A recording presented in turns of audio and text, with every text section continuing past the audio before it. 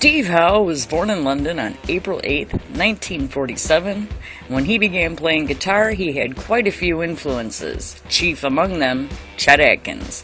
When you consider that two of the others were Django Reinhardt and the duo of Les Paul and Mary Ford, it's hard to believe that he would become one of the most influential guitarists in progressive rock. In fact, his first band was a Chuck Berry-infused outfit called the Syndicats. Syndicats.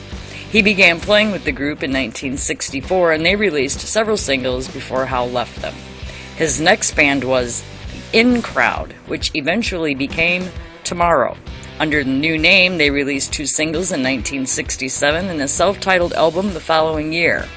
When the group broke up in '68, Howe joined a band called Bodist. Bodist built up quite a following and recorded an album. However, when their label went bankrupt, their still unreleased album was scrapped and the band eventually became a casualty, breaking up shortly thereafter. The album would not see release until 1981. After Bodist, Howe began trying to find his next band. Auditions with such groups as The Nice and Jethro Tull were unfruitful. As fate would have it, his next band would come looking for him. By 1970, Howe had caught the ear of several members of Yes. By this time, they had released two albums, but were not happy with their present guitarist, Peter Banks. So Howe became the new guitarist. The first album he recorded with them was 1970's The Yes album. It would garner them respectable commercial and critical attention, but when the follow-up, Fragile, came out in 1972 with the hit single Roundabout, the group and Howe were fully propelled into the limelight. Howe stayed with the band until their breakup in 1980. He also released two solo albums during that time, 1976's Beginnings and the Steve Howe album in 1979. After Yes went their separate ways, Howe, along with Yes mate Jeff Downes, formed Asia, a group also containing John Wheaton, King Crimson, and Carl Palmer, Atomic Rooster, Emerson, Lake and Palmer, was something of a progressive rock supergroup. Howe remained with the band through their first two albums, Asia and Alpha, released in 1982 and 1983, respectively.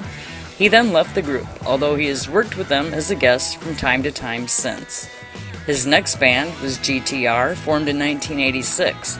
This group was also sort of a supergroup, featuring both Howe and Steve Hackett, former Genesis.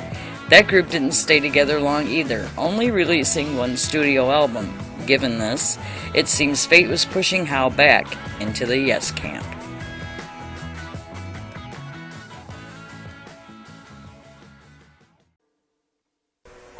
By this time, several changes had happened with Yes. The group had reunited with Howe and done two very commercial-leaning albums. One of them, 90125, became the group's biggest seller to date. Also by then, John Anderson had once again left the group, citing a desire to commercial material. So Yes veterans Bill Bruford and Rick Wakeman formed a new band. They wanted to continue to call it Yes, but bassist Chris Squire owned the rights to that name, so they went with the simplicity of their four last names, and Anderson, Bruford, Wakeman, and Howe was born. Under that moniker, they released one self-titled album in 1989. Then, in a rather unusual turn of events, while they were working on their follow-up album, the group was melded into the other lineup of Yes, creating an 8-piece version of the band. The group released the Union album in 1991 and went out on a full-scale tour to rave reviews. The lineup would not last though, and Howe was once again a former Yes member shortly after the tour. He pursued a solo career for the next several years, releasing 6 albums before rejoining Yes again in 1995. Never idle, even after years of tenures in various bands, he's found time to release a large number of solo albums and worked on projects by artists as diverse as Lou Reed, Queen, Billy Currie, Dixie Dregs, Frankie Goes to Hollywood, Fish, and Explorers Club, as well as his work with the Steve Howe Trio, who released the album Traveling in 2010. Over the next few years, he added to a series of solo recordings called Homebrew and released a full-length instrumental album called Time in 2011. Between 2006 and 2012, Howe also participated in a number of reunion tours and new recordings with Asia before leaving the band in 2013 to again focus on Yes and his various solo pursuits. 2015 saw the release of both a new Homebrew album and anthology, a 2-disc retrospective of his solo work.